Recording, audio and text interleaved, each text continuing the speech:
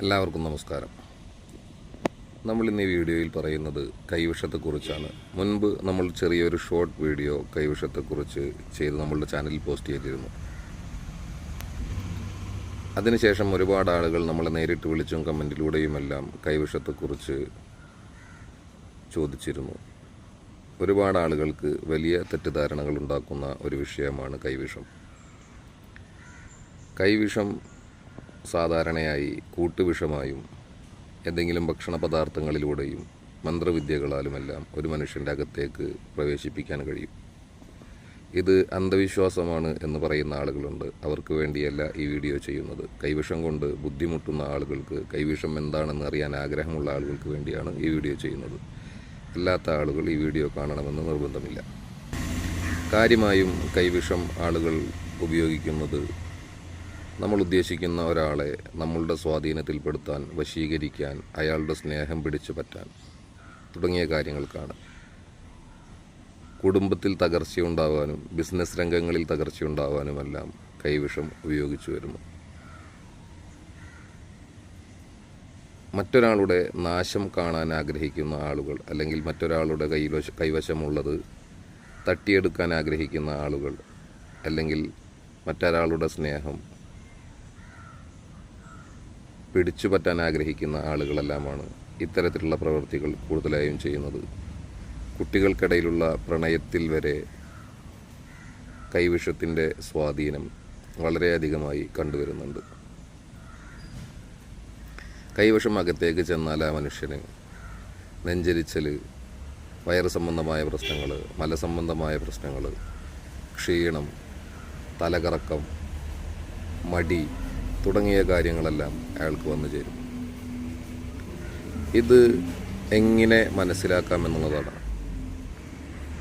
ഒരു മനുഷ്യന് എന്തെങ്കിലും തരത്തിൽ മാനസികമായോ ശാരീരികമായോ പ്രയാസങ്ങൾ വന്നു ചേർന്നാൽ അപ്പോൾ തന്നെ അത് കൈവിഷമാണെന്നോ അല്ലെങ്കിൽ മറ്റെന്തെങ്കിലും പൈശാചിക രോഗങ്ങളാണ് എന്നോ വിലയിരുത്തേണ്ടതില്ല.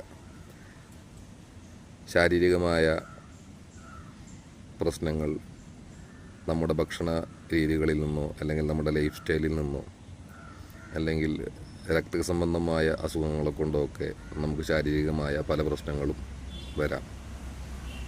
സാധാരണയായി നെഞ്ചരിച്ചലോ ഗ്യാസ് ട്രബിളോ മലബന്ധമോ വന്നാൽ തന്നെ ആളുകൾ തനിക്ക് കൈവശമാണ് എന്നൊക്കെ സ്വയമേ തീരുമാനിക്കുന്ന ഒരു സാഹചര്യം നിലവിലുണ്ട്. അങ്ങനെയൊന്നും ആരും സ്വയം തീരുമാനിക്കരുത്. നമുക്ക് കൈവശമുണ്ട് എന്ന് സംശയം തോന്നിയാൽ ഉടൻ തന്നെ ആ വിഷയത്തെക്കുറിച്ച് കൃത്യമായി അറിയുന്ന ആളുകളോട് സംസാരിച്ച് നമുക്കുള്ള ബുദ്ധിമുട്ടുകൾ തുറന്നു പറഞ്ഞ് അത് കൈവശമാണോ അല്ലേ എന്ന് പരിപൂർണമായും സ്ഥിരീകരിക്കേണ്ടതുണ്ട്. കൈവശം സ്ഥിരീകരിച്ചാൽ അതിന് കൃത്യമായി മരുന്ന് കഴിച്ച് നമുക്ക് മാറ്റിയെടുക്കാവുന്നതാണ്. ചില കേസുകളിൽ മാത്രം, ചിലപ്പോൾ മരുന്ന് കൊണ്ട് മാത്രം അത് മാറണമെന്നില്ല. അതിന് അതിൻ്റേതായ മറ്റു പ്രതിവിധികളുണ്ട്. അതുകൂടി കൂട്ടത്തിൽ ചെയ്യേണ്ടതുണ്ട്. കൈവശത്തിന് ഏറ്റവും പരിഹാരമുള്ള ഒരു ഔഷധ സസ്യം ആണ് നമ്മൾ നമ്മുടെ വീഡിയോയിൽ കണ്ടുകൊണ്ടിരിക്കുന്നത്.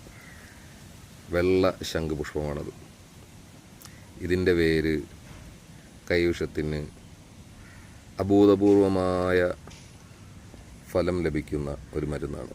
അതുപോലെ തന്നെ കോട്ടക്കൽ ആയുർവേദശാലയിലും മറ്റു വൈദ്യശാലകളിലുമെല്ലാം കൈവിഷ പരിഹാര ഗുളികകളും മറ്റ് കൈവിഷത്തിന് ഉപയോഗിക്കുന്ന നെയ്യുകളും മരുന്നുകളുമൊക്കെ അവൈലബിളാണ്. അത് കൃത്യമായി ഒരു വൈദ്യൻ്റെ നിർദ്ദേശപ്രകാരം ഉപയോഗിക്കുകയാണെന്നുണ്ടെങ്കിൽ നമ്മുടെ വയറ്റിൽ വന്നുപെട്ടിട്ടുള്ള കൈവിഷം പരിപൂർണമായും നശിച്ചു പോകും. ഒരു കാര്യം മനസ്സിലാക്കേണ്ടത്, കൈവിഷം ഒരുപാട് പഴക്കം ചെന്നാൽ, വർഷങ്ങൾ പഴകിയാൽ അത് നമ്മുടെ വയറ്റിൽ നിന്ന് പുറത്തേക്ക് എത്തിക്കാൻ കുറച്ച് ബുദ്ധിമുട്ടാണ്. അത് കൈവിഷം കൊണ്ട് ബുദ്ധിമുട്ടിയ ആളുകൾക്ക് കൃത്യമായി അറിയാം. അത് ഛർദ്ദിപ്പിച്ചാലോ അല്ലെങ്കിൽ മറ്റേതെങ്കിലും നിലക്ക് നമുക്ക് പുറത്തേക്ക് എടുത്താലോ നമുക്ക് കൃത്യമായി അതിനെ കാണാൻ തന്നെ കഴിയും. കറുത്ത കളറിൽ രോമത്തോട് കൂടിയതായിട്ടോ അല്ലെങ്കിൽ രക്തക്കട്ട പോലെയോ മാംസക്കട്ട പോലെയൊക്കെ കണ്ട അനുഭവമുള്ള ആളുകളുണ്ടാവും. അത് വർഷങ്ങൾ പഴയതുകൊണ്ടാണ് അങ്ങനെ വരുന്നത്. പെട്ടെന്ന് തന്നെ നമ്മൾ ചികിത്സിക്കുകയാണെന്നുണ്ടെങ്കിൽ വളരെ ചുരുങ്ങിയ ദിവസങ്ങളെ കൊണ്ട് തന്നെ കൈവിഷം മാറിപ്പോകും. ഒരുപാട് പഴക്കമുണ്ട്, അതിൻ്റെ കേടുകൾ നമ്മുടെ ശരീരത്തിൽ പരിപൂർണമായിട്ടും ലയിച്ച് ചേർന്നിട്ടുണ്ടെന്നുണ്ടെങ്കിൽ കുറച്ച് ബുദ്ധിമുട്ടാണ് കൈവിഷം നമ്മുടെ ശരീരത്തിൽ നിന്ന് നീക്കം ചെയ്യാൻ. എന്നിരുന്നാലും എത്ര പഴകിയതാണെങ്കിലും സ്ഥിരമായി നമ്മളതിനു വേണ്ടി ചികിത്സിക്കുകയും മരുന്ന് സേവ നടത്തുകയും ചെയ്താൽ എത്ര കൊടിയതാണെങ്കിലും എത്ര പഴയതാണെങ്കിലും കൈവിഷം ഇല്ലാതെ ആക്കാൻ നമ്മളെ കൊണ്ട് സാധിക്കും. കൈവിഷവുമായി ബന്ധപ്പെട്ട് നിങ്ങൾക്ക് എന്തെങ്കിലും സംശയങ്ങളുണ്ടെങ്കിൽ നമ്മുടെ വീഡിയോൻ്റെ താഴെ കമൻറ്റ് ചെയ്താൽ മതി.